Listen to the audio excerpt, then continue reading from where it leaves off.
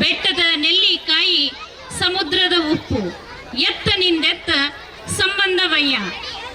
ಮನೆಯಿಂದ ರಾಷ್ಟ್ರಪತಿ ಭವನದವರೆಗೂ ಜಮಖಂಡಿಯಿಂದ ಇಡೀ ಭಾರತದ ಹಾಗೂ ಜಗತ್ತಿನ ಮೂಲೆ ಮೂಲೆಯವರೆಗೂ ಆಧ್ಯಾತ್ಮದ ಮಹತ್ವವನ್ನು ಸಾರಿದ ಶ್ರೀ ಗುರುದೇವ್ ರಾನಡೆಯವರ ಸ್ಕಿಟ್ನೊಂದಿಗೆ ವೇದಿಕೆಗೆ ಬರಲಿದ್ದಾರೆ. 3ನೇ ತರಗತಿಯಿಂದ 7ನೇ ತರಗತಿಯ ವಿದ್ಯಾರ್ಥಿಗಳು.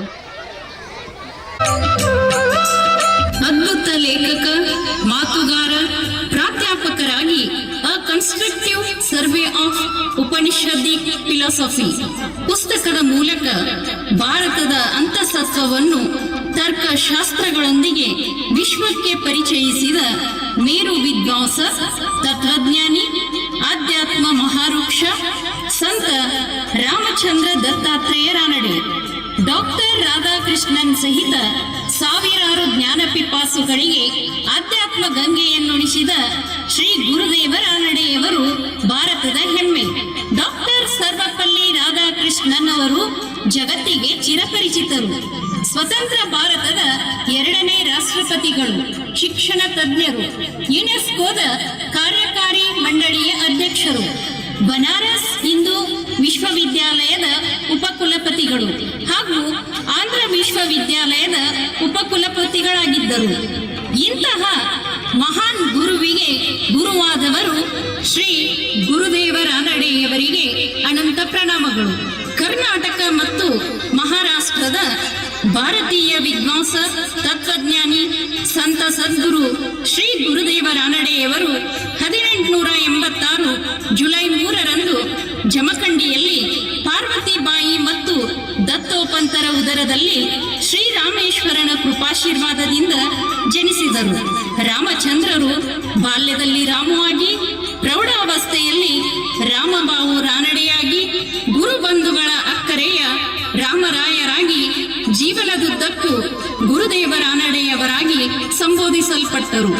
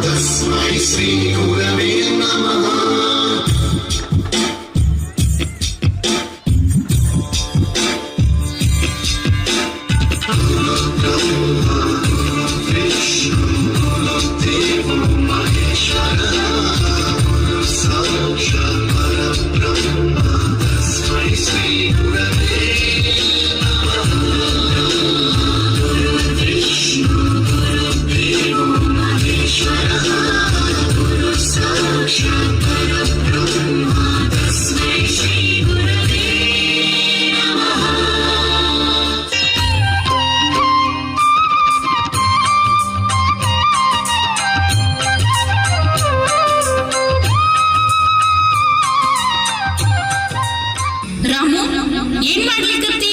ಇವತ್ ನೀನು ಶಾಲೆಗೆ ಹೋಗುದದ, ಜಲ್ದಿ ತಯಾರಾಗಪ್ಪ. ಆಯ್ತಮ್ಮ, ತಯಾರಾಗ್ಲಿಕ್ಕತ್ತೀನಿ. ರಾಮು, ಶಾಲೆಗೆ ಹೋಗ್ಬಾ. ಆಯ್ತು, ಹೋಗಿ ಬರ್ತೀನಕ್ಕ.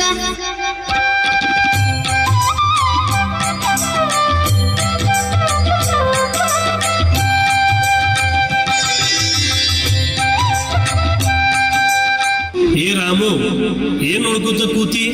ಹೇಳೋ ಕಡೆ ಚಿತ್ತ ಅದನೋ ಇಲ್ಲೋ ನಿಂದು?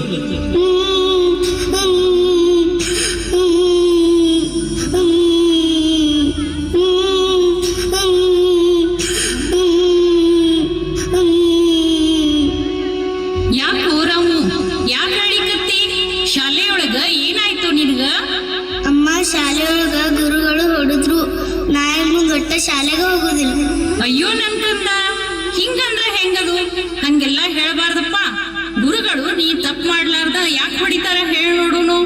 ಗುರುಗಳು ಹೊಡೆದ್ರ ನೀನ್ ಚಲೋಕ ಹೊಡೆದಿರ್ತಾರ, ನೆನ್ಪಿಟ್ಕೋ. ಅದೆಲ್ಲ ಏನು ನಂಗೆ ಗೊತ್ತಿಲ್ಲಮ್ಮ. ನಾನು ಮಾತ್ರ ನಾಳೆಯಿಂದ ಶಾಲೆಗೆ ಹೋಗೋದಿಲ್ಲ ಅಂದ್ರೆ ಹೋಗೋದೇ ಇಲ್ಲ. ನಾನು ಮನೆಯೊಳಗ ಓದ್ಕೋತೀನಿ. ರಾಮು, ಶಾಲೆಗೆ ಹೋಗ್ಲಿಲ್ಲ ಅಂದ್ರ ನೀನು ಶಾಣೆ ಆಗುದಿಲ್ಲ ನೋಡ್ಪ. ಮನೆಯೊಳಗ ಎಷ್ಟು ಓದಿದ್ರ ಏನು? ಶಾಲೆಯನ್ನು ಶಕ್ತಿ ಕೇಂದ್ರದ ಮಹತ್ವನ ಬೇರೆ ನೀನು ಶಾಲೆಗೆ ಹೋಗ್ಬೇಕಪ್ಪ, ಹಂಗೆಲ್ಲ ಹೇಳ್ಬಾರ್ದು.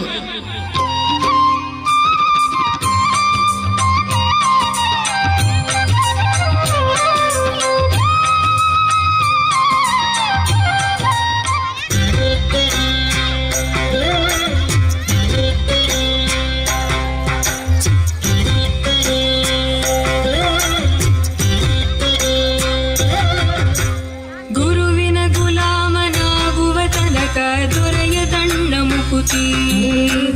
ಗುರುವಿನ ಗುಲಾಮನಾಗುವ ತನಕ ದೊರೆಯದಣ್ಣ ಮುಕುತಿ. ಪರಿಪರಿ ಶಾಸ್ತ್ರವನ್ನೋದಿದರೇನು ವ್ಯರ್ಥವಾಯಿತು ಭಕುತಿ. ಪರಿಪರಿ ಶಾಸ್ತ್ರವನ್ನೋದಿದರೇನು ವ್ಯರ್ಥವಾಯಿತು ಭಕುತಿ. ಗುರುವಿನ ಗುಲಾಮನಾಗುವ ತನಕ ದೊರೆಯದಣ್ಣ ಮುಕುತಿ. ಗುರುವಿನ ಗುಲಾಮನಾಗುವ ತನಕ ದೊರೆಯದಣ್ಣ ಮುಕುತಿ.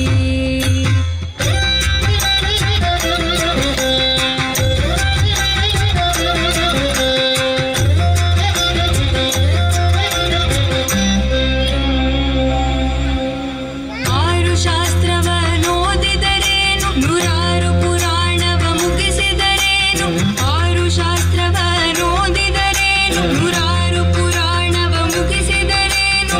ಸಾಧು ಸಜ್ಜನರ ಸಂಘವ ಮಾಡದೆ ಧೀರನೆಂದು ತಾ ತಿರುಗಿದರೇನು. ಸಾಧು ಸಜ್ಜನರ ಸಂಘವ ಮಾಡದೆ ಧೀರನೆಂದು ತಾ ತಿರುಗಿದರೇನು. ಗುರುವಿನ ಗುಲಾಮನಾಗುವ ತನಕ ದೊರೆಯದಣ್ಣ ಮುಕುತಿ. ಗುರುವಿನ ಗುಲಾಮನಾಗುವ ತನಕ ದೊರೆಯದಣ್ಣ ಮುಕುತಿ.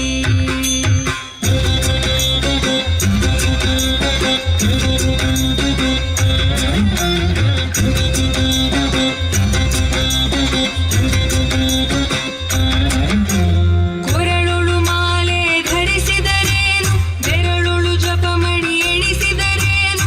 ಕೊರಳೊಳು ಮಾಲೆ ಧರಿಸಿದರೇನು ಬೆರಳೊಳು ಜಪಮಣಿ ಎಣಿಸಿದರೇನು. ಮರಳಿ ಮರಳಿತ ಹೊರಳಿ ಬೂದಿಯೊಳು ಮರುಳನಂತಾಗಿ ತಿರುಗಿದರೇನು. ಮರಳಿ ಮರಳಿತ ಹೊರಳಿ ಬೂದಿಯೊಳು ಮರುಳನಂತಾಗಿ ತಿರುಗಿದರೇನು. ಗುರುವಿನ ಗುಲಾಮರಾಗುವ ತನಕ ದೊರೆಯದಣ್ಣ ಮುಕುತಿ. ಗುರುವಿನ ಗುಲಾಮರಾಗುವ ತನಕ ದೊರೆಯದಣ್ಣ ಮುಕುತಿ.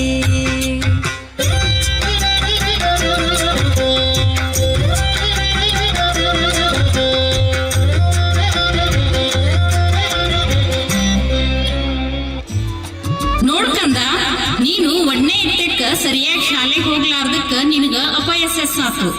ಆದ್ರ ನೀನು ಎರಡನೇ ಇತ್ತೇದಿಂದ ಸರಿಯಾಗಿ ಶಾಲೆಗೆ ಹೋಗಿದ್ರ ಫಲ ನಿನ್ನ ಜೀವನದುದ್ದಕ್ಕೂ ನೀನು ಎಲ್ಲಾ ಪರೀಕ್ಷೆದಾಗೂ ಒಳ್ಳೆ ಅಂಕ ಪಡ್ಕೊಂಡು ಪ್ರಥಮ ಸ್ಥಾನ ಪಡ್ಕೊಂಡಿ.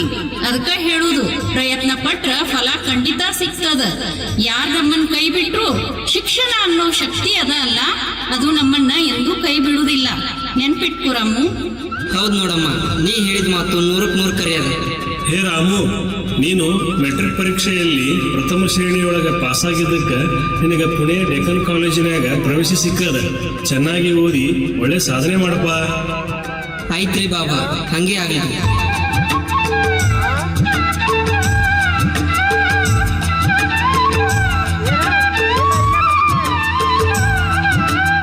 ತಮ್ಮ ಬುದ್ಧಿಶಕ್ತಿ, ಸ್ಮರಣ ಶಕ್ತಿ, ಕಲ್ಪನಾ ಶಕ್ತಿಗಳ ಬಗ್ಗೆ ಆತ್ಮವಿಶ್ವಾಸದಿಂದಿದ್ದ ರಾನಡೆಯವರು ತಮ್ಮ ವಿದ್ಯಾಭ್ಯಾಸವನ್ನು ಮುಂದುವರಿಸುವುದರ ಜೊತೆಗೆ ಕಲ್ಲು ಬೋಕರೆಯಂತಹ ಜೀವದ ಗೆಳೆಯನೊಂದಿಗೆ ನಾಮಸ್ಮರಣೆಯ ಆಧ್ಯಾತ್ಮಿಕದತ್ತ ಛಾಪು ಮೂಡಿಸಿದರು.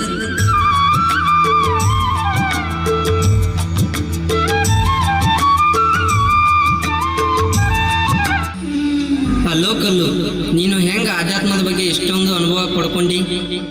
ರಾಮು, ನಾನು ಮುದೀಕರ ಮಹಾರಾಜರಿಂದ ನಾಮಮಂತ್ರ ಪಡ್ಕೊಂಡು ನೀನು ಅದಕ್ಕೆ ತಕ್ಕ ಮಟ್ಟಿಗೆ ನಾಮಸ್ಮರಣೆ ಮಾಡೋದನ್ನು ರೂಢಿಸ್ಕೊಂಡು ನೋಡಪ್ಪ. ಹೌದಾ?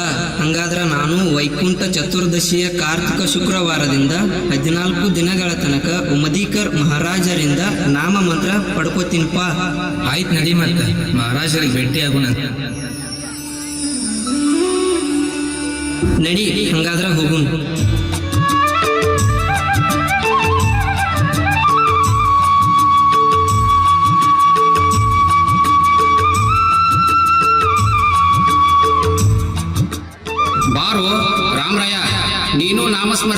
ಮಾಡಬೇಕು ಅಂತೇನಪ್ಪ? ಹೌದ್ರಿ ಮಹಾರಾಜ್ರ, ನಾನು ನಾಮಸ್ಮರಣೆ ಮಾಡ್ಬೇಕಂತೀನ್ರಿ. ನೋಡ್ ರಾಮರಾಯ, ನೀನು ನಾಮಸ್ಮರಣೆ ಮಾಡೋದ್ರಿಂದ ಪರೀಕ್ಷೆ ಒಳಗ ಚಲೋ ಪಾಸ್ ಆಗ್ತಿ, ಯೋಗ್ಯ ಫಲ ಪಡ್ಕೋತಿ ನೋಡಪ್ಪ. ಆಯ್ತ್ರಿ ಮಹಾರಾಜ್ರ, ಎಲ್ಲ ನಿಮ್ಮ ಆಶೀರ್ವಾದಂಗ ಆಗಲಿ.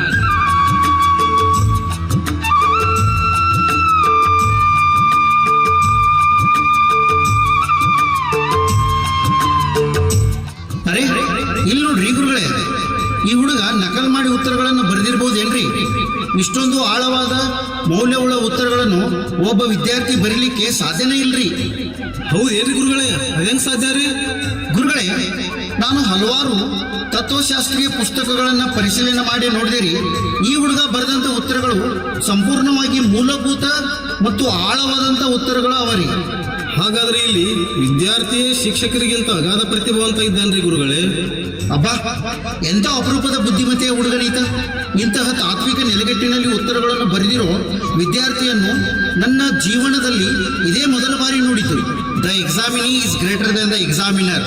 ಹೂ am I to evaluate such profound answers?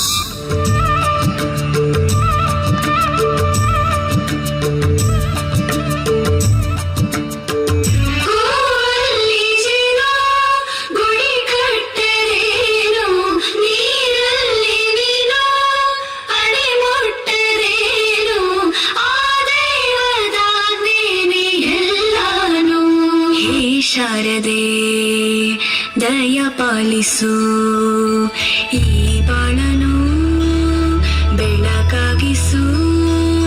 ಹೇ ಶಾರದೆ ದಯ ಪಾಲಿಸು, ಈ ಬಾಳನು ಬೆಳಕಾಗಿಸು. ನಾಳೆಗಳ ದಾರಿಯಲ್ಲಿ ನಂಬಿಕೆಯ ನೆಲೆಯಾಗಿರಿಸು, ನಡೆಸು. ಕೈ ಹಿಡಿದು ನಾವಾಡೋ ಪದ ಪದದಲ್ಲೂ ಸಂಚರಿಸು. ಹೂವಲ್ಲಿ ಜೀವ ಗುಡಿ ಕಟ್ಟದೇನು, ನೀರಲ್ಲಿ ನೀನು ಅಡಿ ಮುಟ್ಟದೇನು, ಆ ದೇವದಾದೇನೆ ಎಲ್ಲಾನು.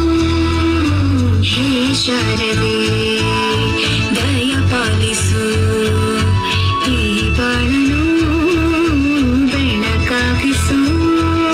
ಹೇ ಶಾರದೆ.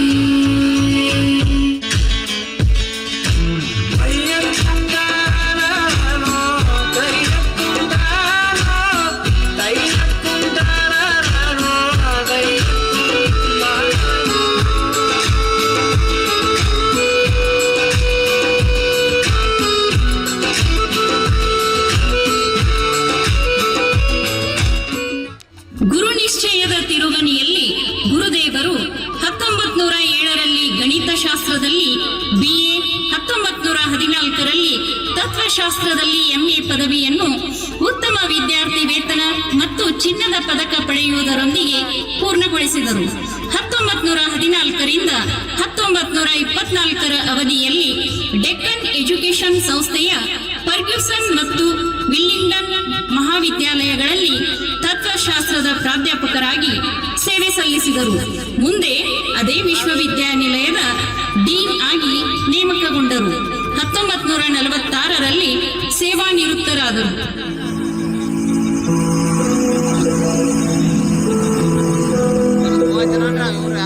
ಬಳಪ ಹಿಡಿದ ಭಗವಂತ ಇರುತ್ತಾನೆ ನಮ ಸುತ್ತ, ಅವತಾರ ನಾನಾ ರೂಪವು.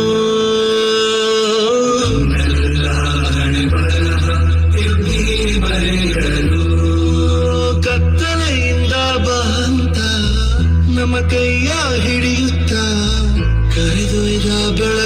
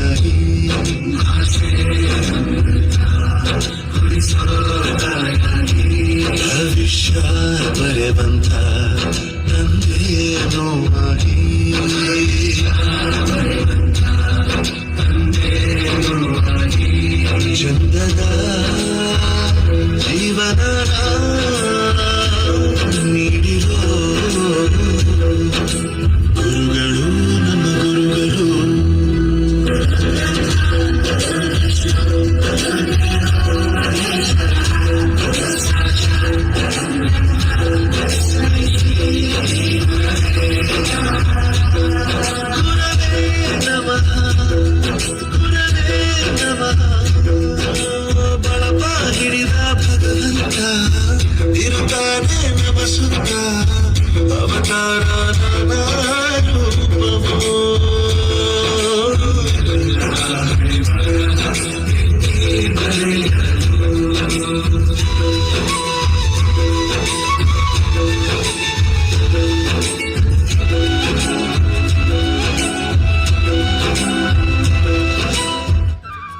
ಆಧ್ಯಾತ್ಮಿಕ ಶ್ರೇಷ್ಠತೆಯ ಜೀವನದೊಂದಿಗೆ ಶಾಲಾ ಕಾಲೇಜು ವೃತ್ತಿ ಜೀವನವು ಸಮಾನವಾಗಿ ಅದ್ಭುತವಾದ ಜೀವಿತಾವಧಿಯನ್ನು ಅನುಭವಿಸಿದ ಗುರುದೇವರಿಗೆ ಅನಾರೋಗ್ಯ ಬಾಧಿಸಿತು.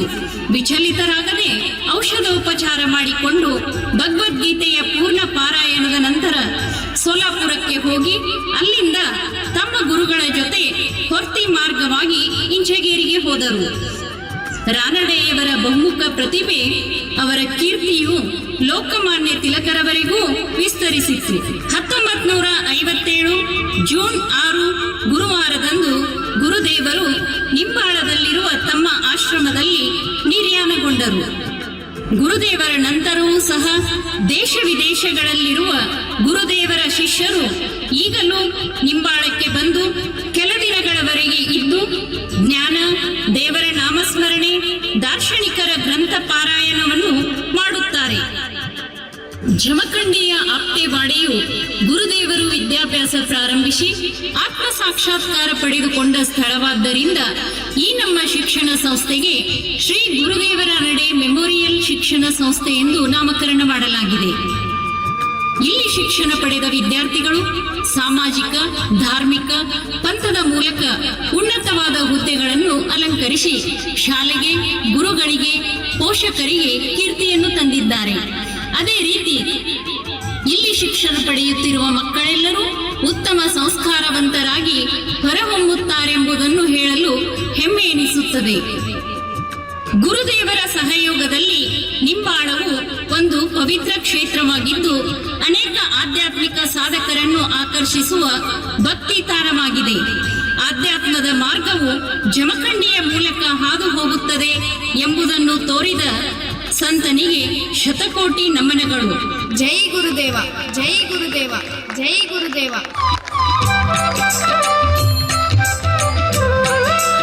ಅದ್ಭುತ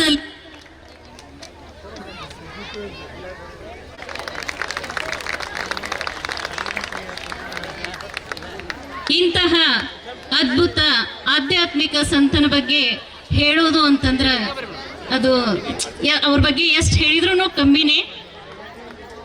ಈ ಒಂದು ಸ್ಕಿಟ್ ತಯಾರಾಗಕ್ಕ ಅತಿ ಹೆಚ್ಚು ಸಹಾಯ ಮಾಡಿದ ಶಿಕ್ಷಕರಿಂದ ಈಗ ವೇದಿಕೆಗೆ ಬರಬೇಕು. ಮೊದಲನೇದಾಗಿ Sania ma'am, Kumar sir, Jamakhandi sir, Kunkale sir, Sania.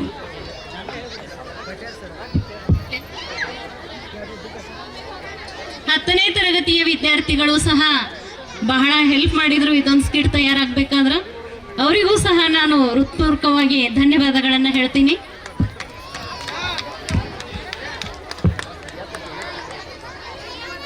ದಯವಿಟ್ಟು ಈ ಎಲ್ಲ ಮುದ್ದು ವಿದ್ಯಾರ್ಥಿಗಳಿಗೂ ಹಾಗೂ ಈ ಸ್ಕಿಟ್ ತಯಾರು ಮಾಡಲು ಸಹಾಯ ಮಾಡಿದ ಶಿಕ್ಷಕರೊಂದಕ್ಕೂ ತಮ್ಮ ಅತ್ಯಮೂಲ್ಯವಾದ ಚಪ್ಪಾಳೆಯನ್ನ ಇನ್ನೊಮ್ಮೆ ನೀಡಬೇಕು ಅಂತ ತಮ್ಮಲ್ಲಿ ಕೇಳ್ಕೊಳ್ತೇನೆ.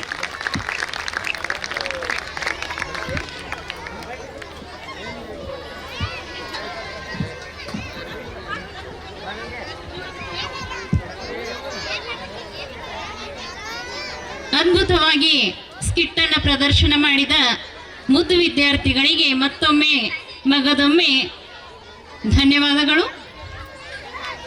ಈಗ ವೇದಿಕೆಯ ಮೇಲೆ